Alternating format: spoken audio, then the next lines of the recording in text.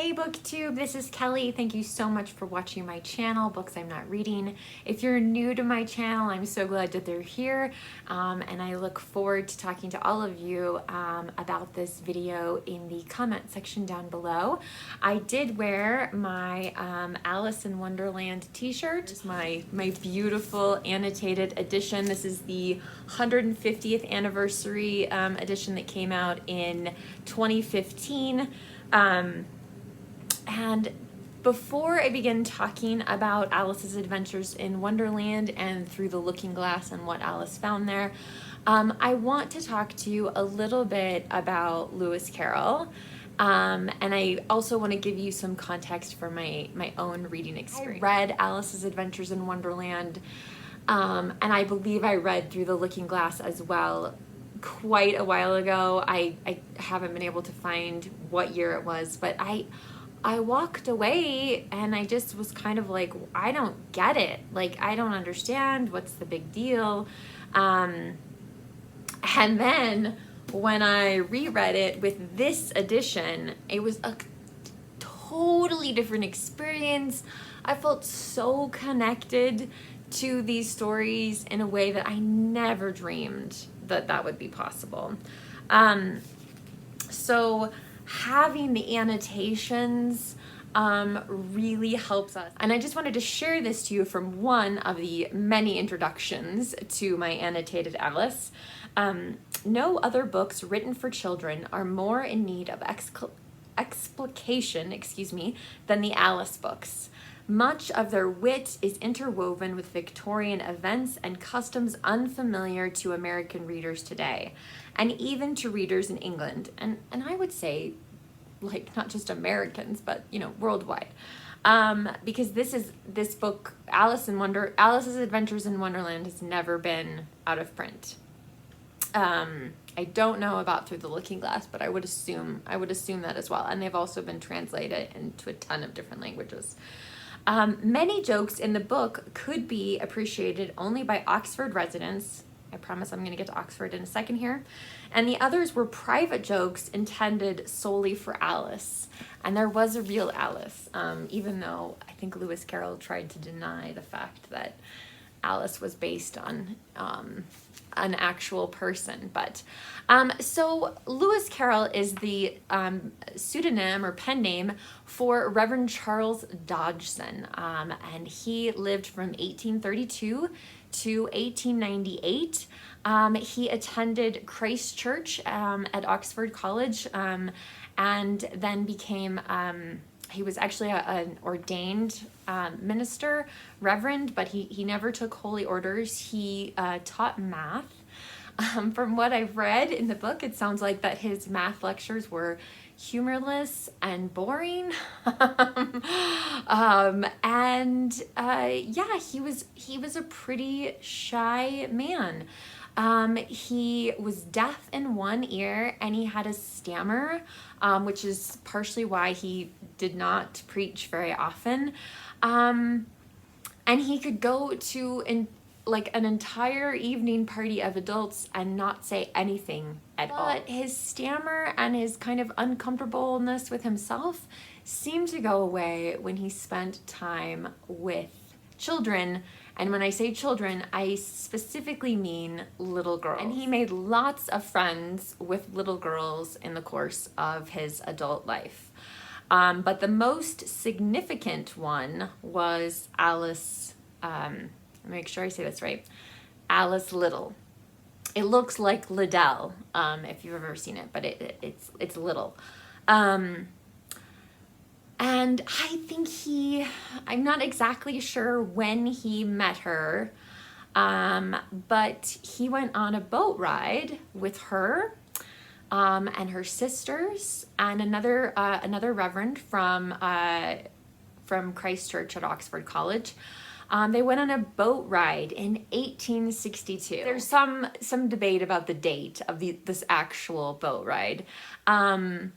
But as you can imagine, As children will do, they asked Charles Dodgson for a story. Tell us a story. And so he told them about Alice's adventures. Initially, it was called Alice's Adventures Underground. Some of the controversy surrounding Lewis Carroll, and I'm just going to call him Lewis Carroll from here on out. Like I said, he really loved little girls.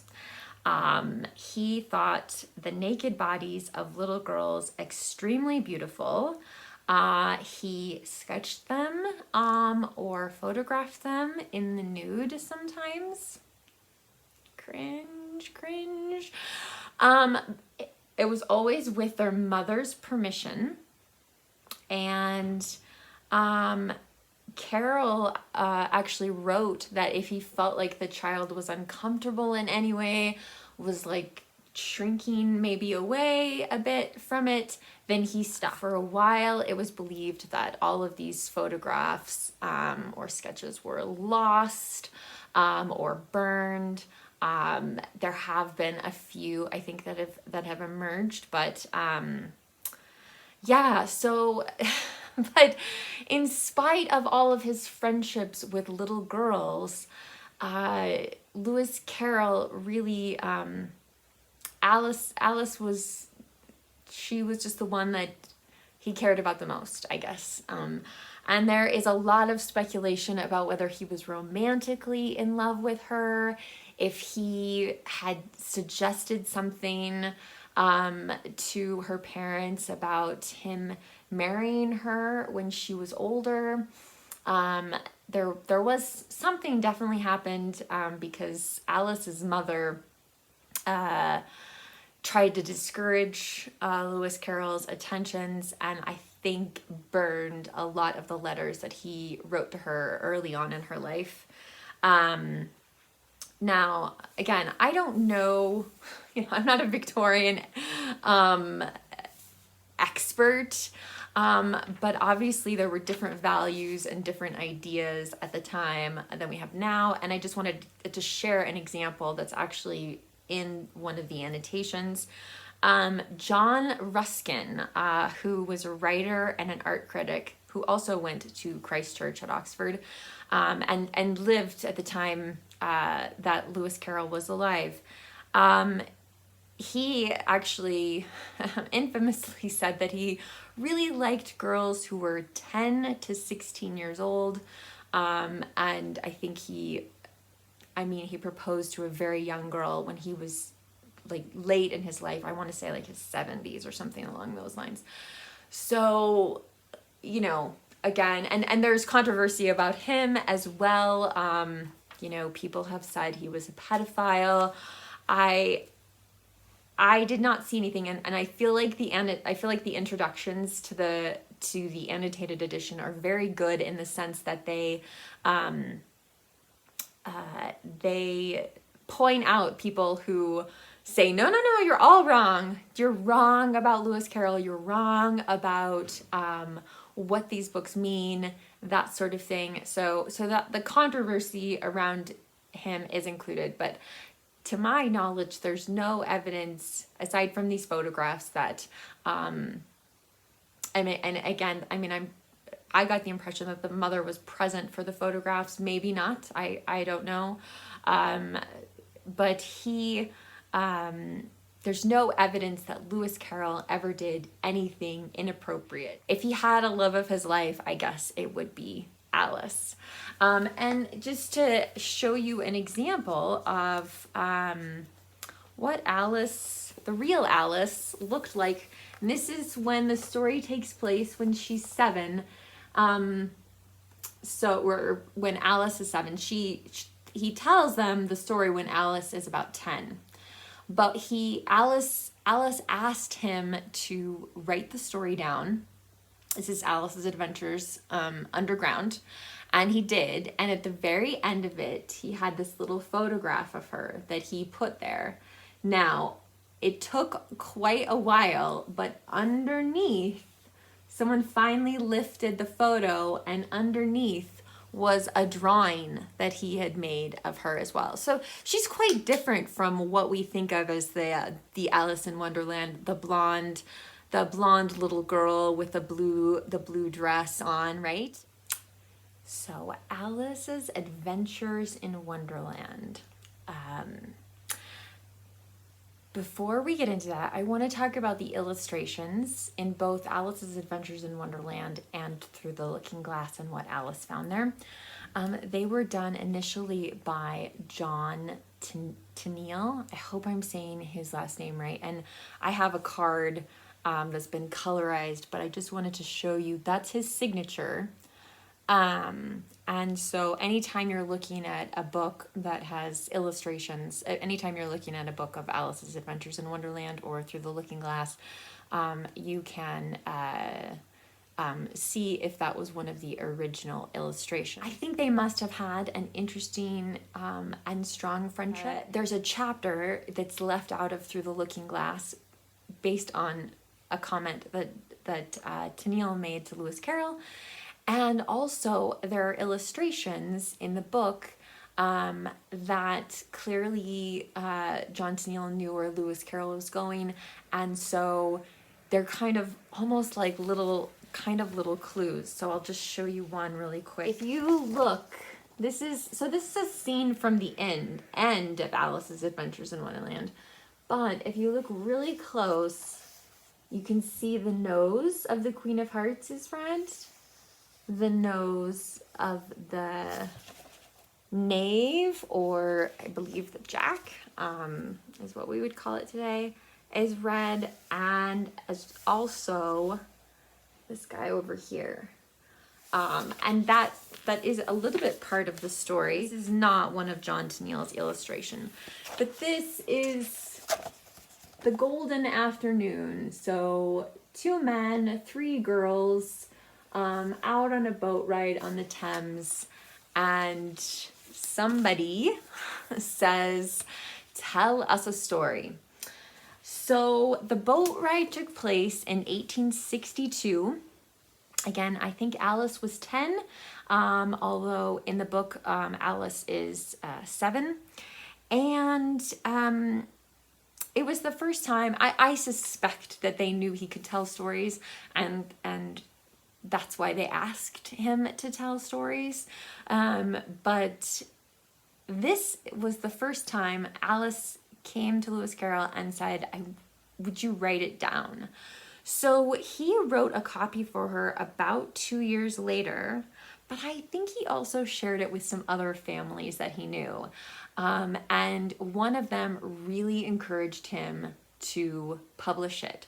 So Alice's, what was formerly Alice's Adventures Underground became Alice's Adventures in Wonderland, and it was published in 1865. I think the thing that is so helpful with the annotated edition is that Alice's Adventures in Wonderland is just, it's nonsense. It's a nonsense book. It was written for children. It made fun of particular poems that they had to memorize in school. Lewis Carroll was actually a really great, I think it was, well, maybe not a really great poet, but a poet who could take something from someone's school book and mix it all up and make it funny. And you can see children really, once you start to know a little bit more about what's happening in the book, or the kind of the sub-context, so the layers. There's so many layers in both Alice's Adventures in Wonderland and Through the Looking Glass. Another thing I want to let you know is that the original version did not include some of the most iconic scenes, of what we consider now to be the most iconic scenes from Alice's Adventures in Wonderland, like the tea party, which I love. There's expressions that Lewis Carroll uses that Victorians would have been familiar with that don't make any sense to us now. Grin like a Cheshire cat. We only know that from Lewis Carroll, but it was actually, a commonly used expression. You can definitely tell that this story originated from some guy on a boat just trying to make stuff up, like, as he goes along. It feels very episodic, right? Like, we go from one thing, and then we go to the next thing, and then we go, you know, like, and it's not necessarily, like, a cohesive story, and certainly nothing makes sense, right? Because it's Wonderland, right? And I think there's, you know, there's a lot of jokes in the book. A lot of like math and riddles, right? Why is a raven like a writing desk? There is actually an annotation in here about that, but I don't want to spoil that for you in case you have the annotated edition. So, I mean, like, you know, things like the king really loves, the king brings up, the King of Hearts brings up Rule 42. And for some reason, Lewis Carroll had a thing for the number 42, and it crops up again in Through the Looking Glass. And yeah, so there's all these kind of puzzles. And I think there's things that we don't even really know about that were probably jokes between Lewis Carroll and the little family. Imagine if you and your coworkers all came together and wrote like a silly story, right? And then it's published and it's translated, it is read all over the world, right? Like, there's gonna be things that still don't make sense. And I think part of the point of Alice's Adventures in Wonderland is that it doesn't make sense. We need to approach this text from, yes, trying to understand Lewis Carroll and the time that he was living. This is a Victorian novel, and we need notes when we read Charles Dickens and Elizabeth Gaskell. But I think for some reason, since we think this was written for children, like, that we should just be able to get it today, and we just can't. I just wanted to share some more illustrations with you. So obviously this is not one of the original ones. This one was from 1907, and then you can see another one over here of the spades, and the spades are the gardeners. At the end of the story, I love all the shrinking and then growing. There's an illustration of Alice when she's really, really tall, and like her head is just like spinning around in the trees, and the birds think that her head and her neck is a snake. So yes, it's very, very silly. Through the Looking Glass and What Alice Found There was published in 1871.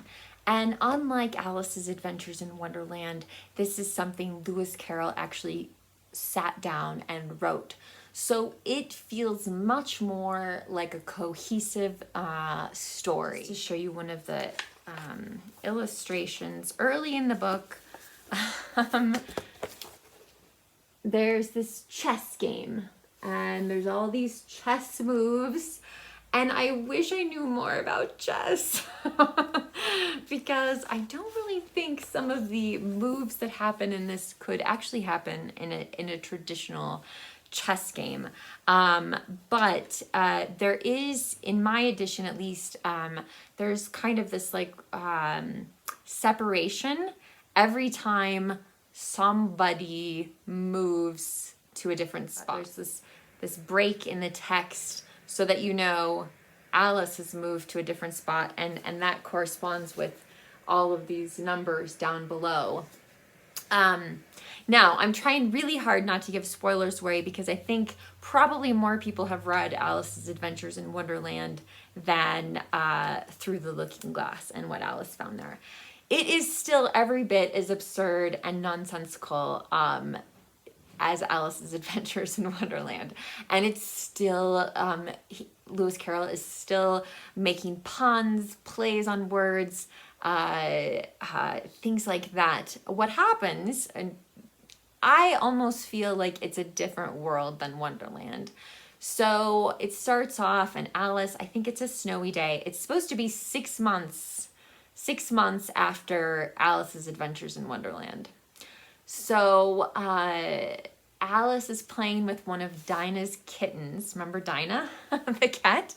And for whatever reason, she crawls up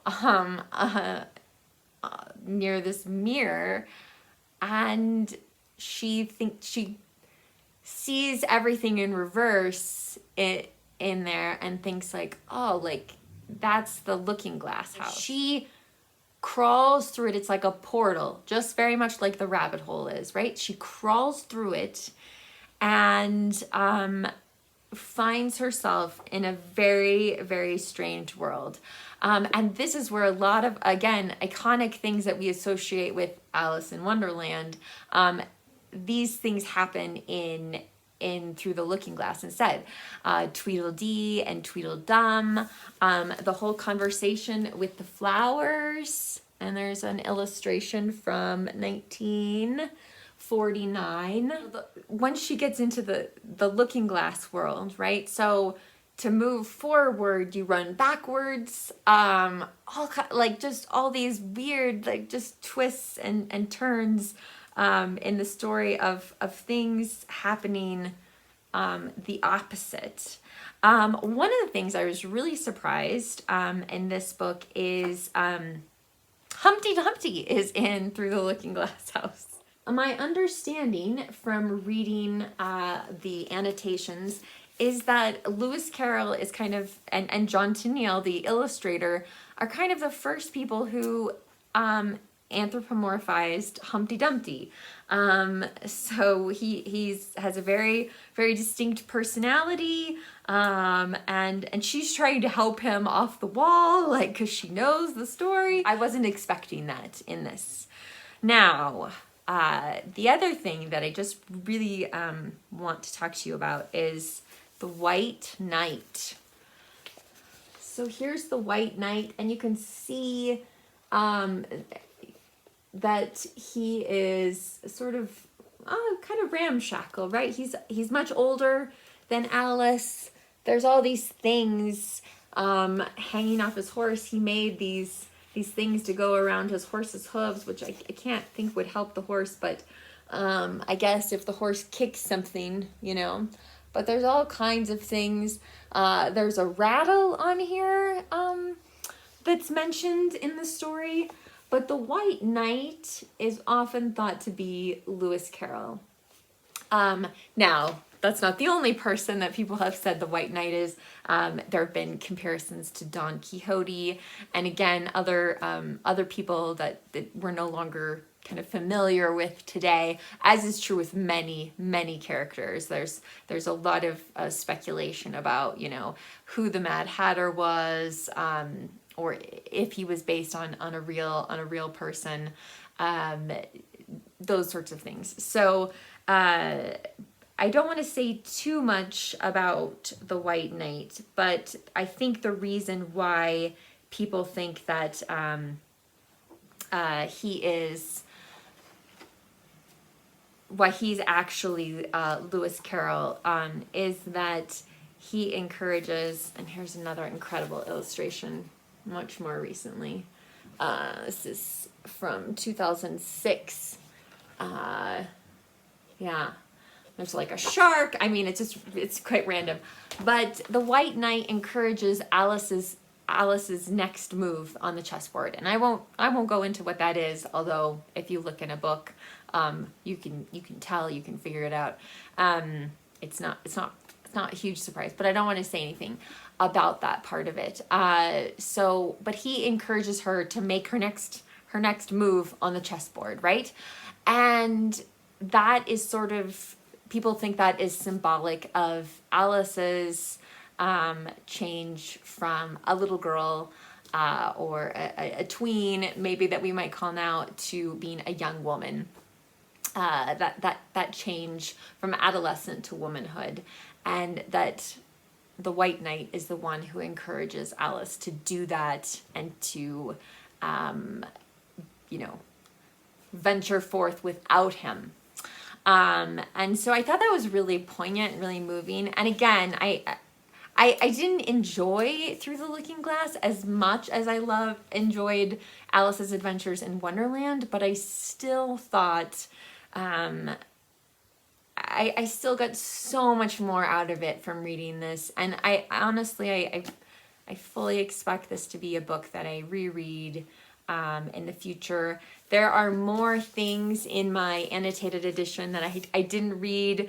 There are lots of introductions to editions of Alice's Adventures in Wonderland that Lewis Carroll wrote during his lifetime.